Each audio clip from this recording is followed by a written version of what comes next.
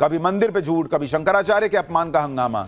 हिंदू को जोड़ते मोदी पर सबसे बड़ा कौन सा हमला शुरू हो गया है, आपको देखना चाहिए। सनातन की ऐसी लहर लेकर नरेंद्र मोदी आ गए कि इंडी वालों के पास ना तो इसका तोड़ है ना जवाब है। बिहार से लेकर महाराष्ट्र तक बिल्कुल क्लियर है कि हिंदू एक होकर वोट कर रहा है, बंटने को तैयार नहीं है, टूटने को तैयार नहीं। ऐसे में इंडी वाले बेचैन हैं कि करें तो करें क्या, क्योंकि जो मुस्लिम वोट एक मुश्त पड़ता था वो भी नहीं पड़ रहा, वो वैसे ही ले जा रहे हैं। हिंदू वोट जो बट के पड़ता था वो मोदी के नाम पे एक मुश्त पड़ने लग गया। तो भाई ऐसे में तो इंडी वालों के हाथ में कुछ नहीं बचेगा, ठन गोपाल हो जाएगा। ऐसे में इंडी वालों ने मोदी के खिलाफ नया हथियार निकाल लिया, और यह हथियार है हिंदुओं को जोड़ते नरेंद्र मोदी के खिलाफ सनातन को ही टूल बनाओ, हिंदू को तोड़ो। हिंदू जुड़ना इनके लिए सबसे बड़ी समस्या है भाई। और इसलिए आप देखिए, कभी मणिकर्णिका घाट के विकास और निर्माण कार्य के विरोध में फर्जी खबरें फैला रहे हैं, झूठे, कि मंदिर तोड़ दिए मोदी, मंदिर तोड़ दिए मोदी। मूर्तियों को नष्ट करने का आरोप लगा रहे हैं। खुद कभी कितने मंदिर इन्होंने बनाए बॉस। भगवान राम को बता दिए काल्पनिक पात्र, राम भक्तों पे गोली चलवा दिए वाले लोग। आज उनको बड़ी चिंता हो रही है कि बाप रे, शंकराचार्य के साथ क्या हो गया। कभी शंकराचार्य अभी मुक्तेश्वरानंद के नाम पे पॉलिटिक्स कर रहे हैं, शंकराचार्य के बहाने मोदी योगी सरकार को घेर रहे हैं, हिंदुओं को बांटने और भड़काने की कोशिश कर रहे हैं। इसके अलावा जो सनातन और हिंदू एकता की बात करते हैं, उन पर भी इंडी गठबंधन वाले हमला कर रहे हैं। बाबा बागेश्वर के पीछे हाथ धो के पड़ गए। यह सब कैसे हो रहा है, कैसे झूठ और दुष्प्रचार से सनातन को ही मोदी के खिलाफ हथियार बनाया जा रहा है, और एक पूरी स्ट्रैटेजी जैसी चीज दिखती है आपको कि नहीं, खुद ये चैप्टर देख के बताइएगा। देखिए, पहले एक झलक देखिए।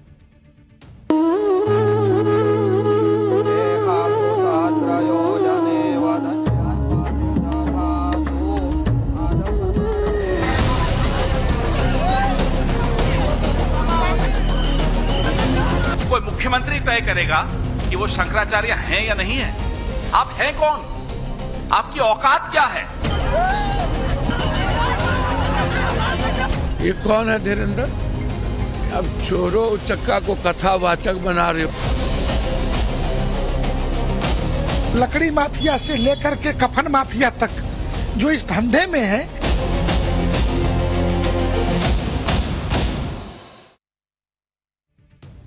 सनातन पर नरेंद्र मोदी को घेरने के लिए इंडी वालों ने कैसे एक के बाद एक हमले शुरू कर दिए, ये पिछले कुछ दिनों में साफ दिख रहा है। चाहे बात शंकराचार्य के विवाद की हो, चाहे वाराणसी के मणिकर्णिका घाट के रेनोवेशन की हो, इंडी गठबंधन कह रहा है कि मोदी सरकार मणिकर्णिका घाट तोड़ रही, वाराणसी की विरासत और सभ्यता को खत्म कर रही, मंदिर और मूर्तियां तोड़ी जा रही हैं, टूटी हुई मूर्तियों और मंदिरों की तस्वीरें शेयर की जा रही हैं, और इसका असर यह हुआ कि वाराणसी में लोगों ने प्रोटेस्ट भी कर दिया। लेकिन जो तस्वीरें शेयर करके इस तरह के आरोप लगाए जा रहे हैं, उसमें कई तो फेक साबित हुए कि भाई मंदिर टूटा ही नहीं है, एआई की मदद से झूठे तस्वीर बना के हिंदुओं को भड़का रहे हैं। कल ही हमने आपको बता दिया था कि जिस मंदिर के टूटने की बात की जा रही है वो सही सलामत है, फोटो में देख लीजिए। इसी तरह से यह आरोप लगा रहे हैं कि मंदिर और अस्पताल को तोड़कर होटल बना दिया गया है। ये तस्वीरें वायरल की जा रही हैं, जबकि यह सच्चाई से कोसों दूर की बात है। दरअसल वाराणसी के राम घाट पर मेहता अस्पताल था, जो 2019 तक पूरी तरह से बंद हो चुका था। उसके बाद अस्पताल की जगह पर एक शानदार होटल बना। मंदिर तो वहां था ही नहीं। यह होटल पिछले ही साल शुरू हुआ था और इसका काम काफी पहले शुरू हो गया था। ना तो यह होटल मंदिर तोड़ के बना है, ना ही अस्पताल तोड़ के बना है। लेकिन सोशल मीडिया पर यह फैलाया जा रहा है कि मंदिरों के साथ अस्पतालों को भी तोड़ा जा रहा है। देखिए बॉस, यह बात सही है कि मणिकर्णिका घाट पर निर्माण काम तो चल रहा है, लेकिन जो भी विकास कार्य हो रहा है वो जलासेन घाट पर हो रहा है, जहां पर चिताएं जलाई जाती हैं। लेकिन राजनीति ऐसी हो रही है जैसे पूरा मणिकर्णिका घाट तोड़ दिया गया हो, सारे मंदिर मूर्तियां नष्ट कर दी गई। अब बवाल काट कौन रहे हैं?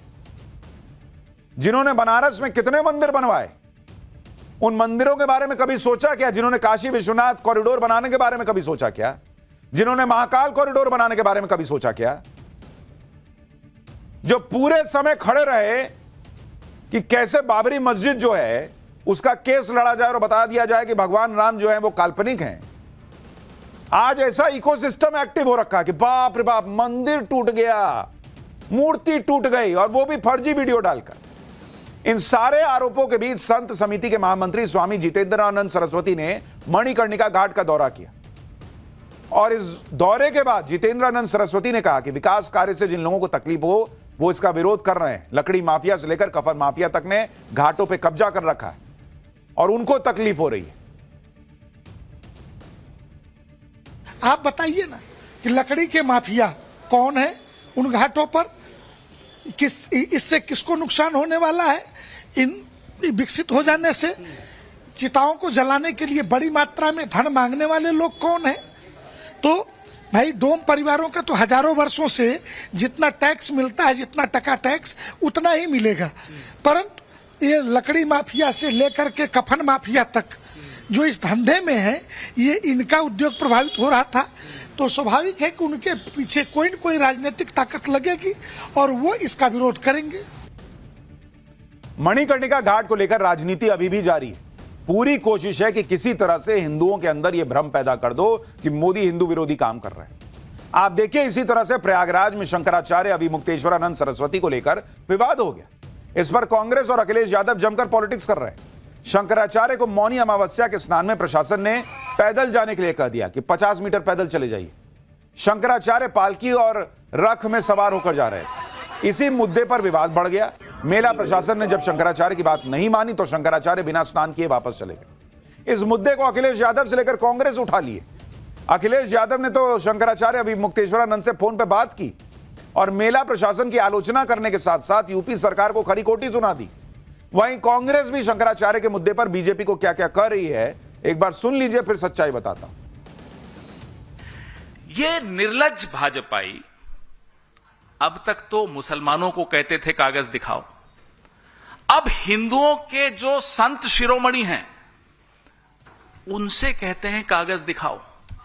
शंकराचार्य जो सनातन के सिरमौर माने जाते हैं, होते हैं, कोई डीएम तय करेगा, प्रशासन तय करेगा, कोई मुख्यमंत्री तय करेगा कि वो शंकराचार्य हैं या नहीं है? आप हैं कौन? आपकी औकात क्या है?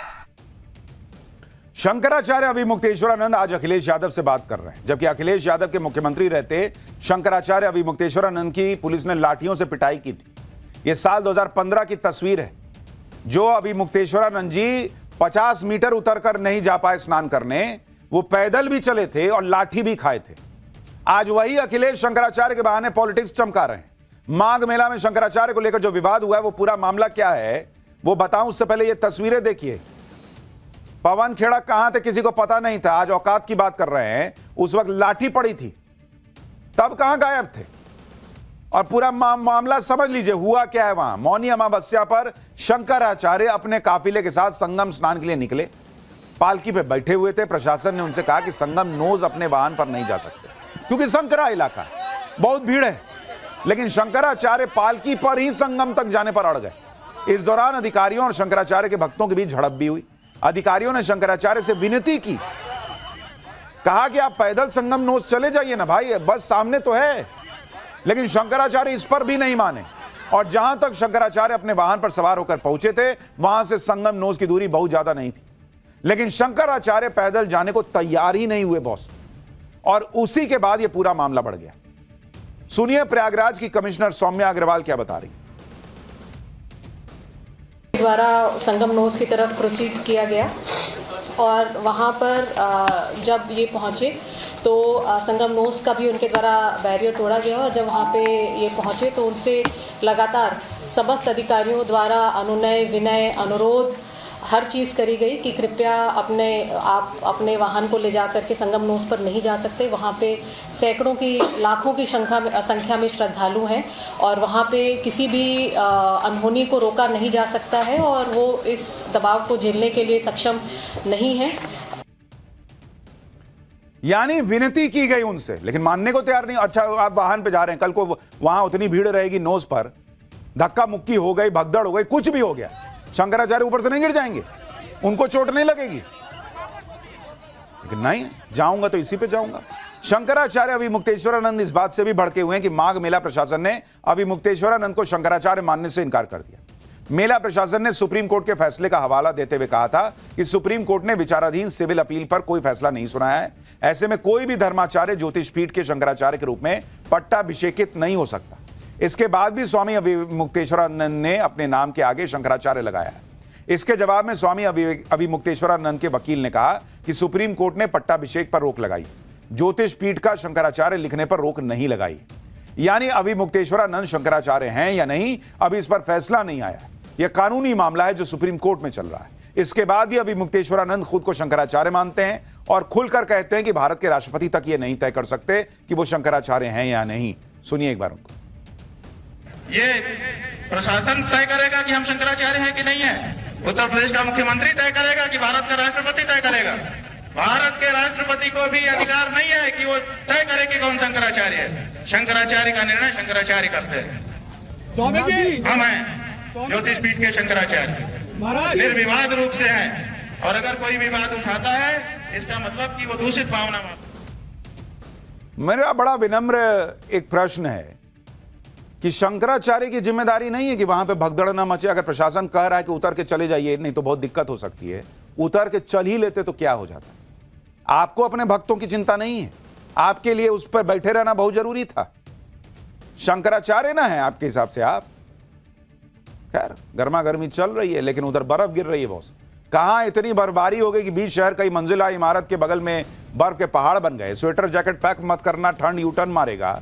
उत्तरा से खंड से कश्मीर तक हड्डी गला देने वाली ठंड लौट रही है क्या? अब इसका चैप्टर आज पाठशाला में उस जगह की बात होगी जहां इस बार बर्फ की सुनामी आ गई। कई महीनों में होने वाली बर्फबारी कुछ दिनों में ही हो गई है, जिसकी वजह से शहरों में बर्फ के पहाड़ बन गए। और यह जगह है रूस का कामचटका प्रायद्वीप, जहां बर्फीले तूफान के साथ हुई भारी बर्फबारी ने पिछले 3 दशकों का रिकॉर्ड तोड़ दिया। आप देखिए, गाड़ियां धंस गई हैं बॉस। हालात इतने बिगड़ गए कि इमरजेंसी घोषित करनी पड़ी। रूस की इस जगह की आप तस्वीरें देखते जाइए। पिछले कुछ दिनों से वहां हुई भारी बर्फबारी ने पूरे इलाके को बर्फ से ढक दिया है। ऐसा लग रहा है कि मानो लोगों के घर और गाड़ियां बर्फ में दफन हो गए। आप घर देखिए ना बॉस, पूरा एकदम लद लद बर्फ गिरा हुआ ऊपर। हालत यह है कि कई इलाकों में तो कई मीटर तक ऊंची बर्फ जम चुकी है और बर्फ का पहाड़ रिहायशी इमारतों की 4थी मंजिल तक पहुंचा हुआ है। अब देखिए, लोग वहां से उसको झूला बना के नीचे उतर रहे हैं। हाई राइज इमारतों के पास बर्फ के इतने ऊंचे पहाड़ हो गए कि लोग फिसलकर स्कीइंग करने का मजा ले रहे हैं। बर्फीले तूफान की वजह से इमारतों के सामने 4 मंजिलों तक बर्फ जमा हो चुकी है। रिहायशी इलाके की गलियों में तो मानो बर्फ के पहाड़ बन गए। एक और तस्वीर देखिए, घरों के बाहर इतनी ऊंचाई हो गई कि बर्फ में लोग भाई पानी की तरह वहां डुबकी लगा दे रहे हैं, छलांग लगा रहे हैं।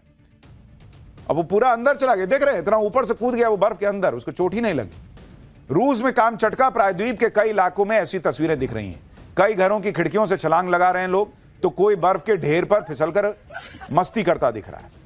एक और तस्वीर देखिए, घर का दरवाजा खोलने के लिए लोगों को बर्फ हटाना पड़ रहा है। बर्फ इतनी मेहनत के बाद भी, काफी मेहनत के बाद भी घर का दरवाजा पूरा नहीं खुल पा रहा है। दरवाजे बर्फ की वजह से बंद हैं, तो लोगों को बाहर निकलने के लिए खिड़की की मदद लेनी पड़ रही है। खिड़की के बाहर भी बर्फ का ढेर लगा हुआ नजर आ रहा है। लेकिन अभी भारत में तो लोग कह रहे हैं कि धीरे धीरे गर्मी आ रही है, लेकिन खबरें ये भी हैं कि ठंड कम बैक करेगा।